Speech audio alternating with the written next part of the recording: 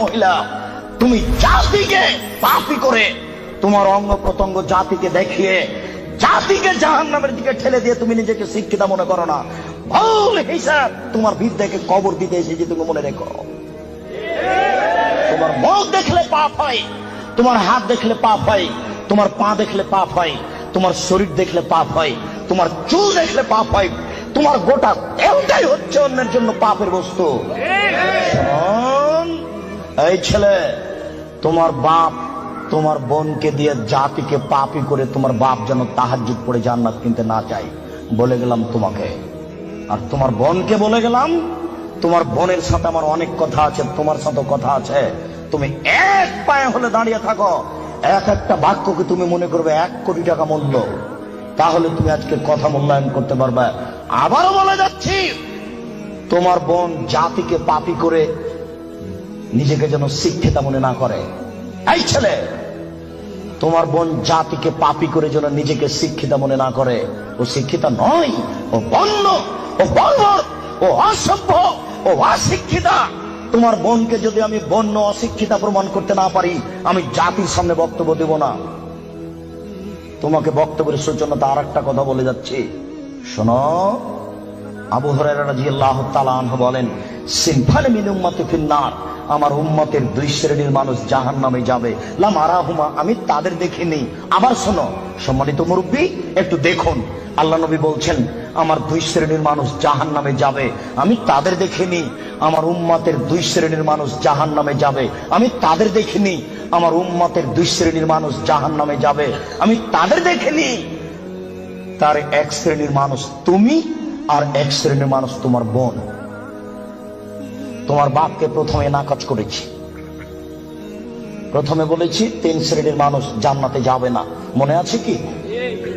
3 শ্রেণীর মানুষ জান্নাতে যাবে না, তার মধ্যে তোমার বাপ আছে। এবার তোমাকে নাকচ করছি, তারপরে তোমার বোনকে নাকচ করার পরে আলোচনা করব। শুনুন, রাসূল সাল্লাল্লাহু আলাইহি ওয়াসাল্লাম বলেন, আমার উম্মতের 1 শ্রেণীর মানুষ হবে মাহুম সিয়াতুন, তাদের হাতে থাকবে লাঠি, কাজনাবিল বাকারে, গাভীর লেজের মতো। আমার উম্মতের 1 শ্রেণীর মানুষ হবে, তাদের হাতে থাকবে লাঠি গাভীর লেজের মতো। গাভীর লেজের মতো মানে একদিক মোটা একদিক চিকন। গাভীর লেজের মতো মানে একদিক মোটা একদিক চিকন। আমার উম্মতের 1 শ্রেণীর মানুষ হবে, তাদের হাতে থাকবে লাঠি গাভীর লেজের মতো। এজরে মুনাবিহা, তারা তা দিয়ে মানুষকে মারবে। এই ছেলে, তুমি ঢাকা বিশ্ববিদ্যালয়ে ভর্তি হয়েছো, তোমাকে দেখছি তুমি লাঠি নিয়ে ছুটে যাচ্ছ, তোমার আগে আগে কিছু লোক পালিয়ে চলে যাচ্ছে, তোমার হাতে লাঠি কাপুরুষ। তুমি এখানে কি বিদ্যা শিক্ষা অর্জন করতে এসেছো? তুমি চোর, তুমি ডাকাত, তুমি শয়তান, তোমার ভিতরে কি বিদ্যা রয়েছে? তোমাকে যদি আমি মূর্খ প্রমাণ করতে না পারি, আমি জাতির সামনে বক্তব্য দেব না। তোমার হাতের কাল লাঠি, তুমি বলো। তুমি এসেছো চাঁপাইনবাবগঞ্জ থেকে পড়াশোনার জন্য, তোমার হাতে কেন লাঠি? কি দেখাতে চেয়েছো তুমি? বলো কি তুমি, তোমার হাতে কেন লাঠি? তুমি মানুষকে মারো দিন রাত, তোমাকে দেখতে পাচ্ছি পেপার পত্রিকায়। শোনো, মুহাম্মদ সাল্লাল্লাহু আলাইহি ওয়াসাল্লাম বলেছেন তুমি জাহান্নামী মুসলিম। মুসলিম মানে আম গাছে জাম ধরতে পারে, ধরে না। অমাবস্যার রাতে চাঁদ উঠতে পারে, উঠে না। সুঁয়ের ছিদ্র দিয়ে লাঙ্গলের ফাল ঢুকতে পারে, ঢোকে না। সুঁয়ের ছিদ্র দিয়ে লাঙ্গলের ফাল ঢুকে যেতে পারে, আম গাছে জাম ধরে যেতে পারে, অমাবস্যার রাতে চাঁদ উঠে যেতে পারে, এগুলো ঘটে যেতে পারে। যেই কথা বলছি সেই কথাতে সন্দেহ আছে বলে কিয়ামত পর্যন্ত চেষ্টা করলে সরিষা ঢোকানো যাবে না। যা বলছি তাই থাকবে, তার নাম মুসলিম। তোমার হাতে কেন লাঠি? তুমি জাহান্নামী। এই কথা মুহাম্মদ সাল্লাল্লাহু আলাইহি ওয়াসাল্লাম 1450 বছর পূর্বে বলেছেন। তোমার কথা শেষ করলাম, এবার তোমার বোন। দেখো, আমি অনুবাদক। দেখো তো, মনে হচ্ছে যে তোমাকে আর তোমার বোনকে আর তোমার মাকে দেখে দেখে আল্লাহ নবী বলছেন, অথচ আল্লাহ নবী বলছেন যে ওরা জাহান্নামী, ওদের আমি দেখিনি। ওরা জাহান্নামী, ওদের আমি দেখিনি। ওরা জাহান্নামী, ওদের আমি দেখিনি। 2 নিসাউন, মহিলা, কাছে এতন, কাপড় পরে থাকবে, আর এতন উলঙ্গ। দেখো তো তোমার বোনের সাথে মিল খায় কিনা। আমি আবার অনুবাদ করি, নিসাউন, মহিলা, কাছে এতন, কাপড় পরে থাকে, আর এতন উলঙ্গ। কাপড় পরে উলঙ্গ হয়, এ কথা মুহাম্মদ সাল্লাল্লাহু আলাইহি ওয়াসাল্লাম বলছেন। তুমি এখন বুঝো সেটা কেমন। তুমি দেখতে পাও না, একটু আগে সূচনাতে বললাম, তোমার বোনের গেঞ্জি জাতীয় পায়জামাটা তুমি দেখো না, তোমার বাপ দেখে না। বাপ বেটা কি লজ্জা বেঁচে খেয়েছ? তোমার বোন কি লজ্জা বেঁচে খেয়েছে? শোনো, তাহাজ্জুদের নাম ঈমান নয়। শোনো, হজের নাম ঈমান নয়, লজ্জার নাম ঈমান। আল্লাহ রাসূল বলছেন, আলা হায়া মিনাল ঈমান ওয়াল ঈমান ফিল জান্নাহ। লজ্জাই হচ্ছে ঈমান, ঈমানই হচ্ছে জান্নাত। লজ্জাই হচ্ছে ঈমান, ঈমানই হচ্ছে জান্নাত। লজ্জাই হচ্ছে ঈমান, ঈমানই হচ্ছে জান্নাত। লজ্জা নেই যার, ঈমান নেই তার। লজ্জা নেই যার, ঈমান নেই তার। ঈমান নেই যার, জান্নাত নেই তার। ঈমান নেই যার, জান্নাত নেই তার। ঈমান নেই যার, জান্নাত নেই তার। লজ্জা নেই যার, ঈমান নেই তার। আমি অনুবাদক। 1450 বছর পূর্বে মুহাম্মদ সাল্লাল্লাহু আলাইহি ওয়াসাল্লাম কথা বলেছেন। এই ছেলে, তুমি তো তাফসির মাহফিল দিন রাত শুনে শুনে, আর ওই কণ্ঠ শুনে কি যে বলছে হুজুর, খালি বলে চলে যাচ্ছে কণ্ঠ শুনে, কেউ কিছু বুঝতে পারি না। 3 ঘন্টা তাফসির করার পরে হুজুর বলছেন যে এই আয়াতের তাফসির করতে আরো 2 দিন লাগবে। তারপরে বাড়ি যাওয়ার সময় সবাই বলছে বাপের বেটা আছে, বলতে পারে। বললো কি? বললো জি, সেই তো কি যে বললো। আমি কিন্তু রাজশাহী চাঁপাইনবাবগঞ্জের মানুষ, আমার দন্তাস তালে বসা, তালে বসা, তালে বসা। কাজে আপনি খুব ভদ্রতা বজায় রেখে একটু 19-20 হলেও আপনি বুঝার চেষ্টা করবেন। তবে আমি প্রাণপণে চেষ্টা করছি আপনাকে বুঝানোর জন্য।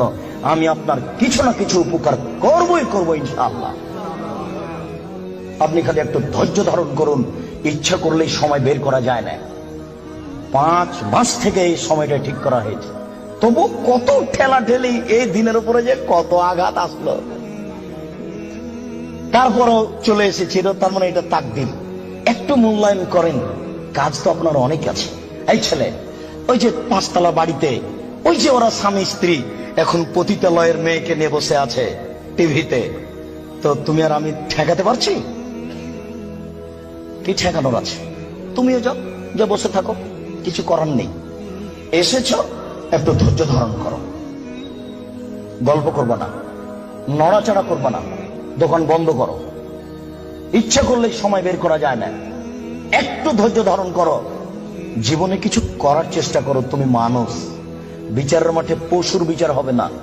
আব্দুর রাজ্জাক সাহেব বলেছেন, মানুষের তো বিচার হবে হবে, পশু প্রাণীরও বিচার হবে। পশু প্রাণীর বিচার মানে ওখানেই শেষ। একটা সিংওয়ালা ছাগল যদি একটা অসিংওয়ালা ছাগলকে গুতা মেরে থাকে, তা আল্লাহ রাসূল বলছেন, আল্লাহ তাআলা অসিংওয়ালা ছাগলকে সিং দিয়ে বলবেন, এই সে ছাগল, তোমার সিং দিয়ে দিয়েছি, তুমি এখন গুতা মেরে না।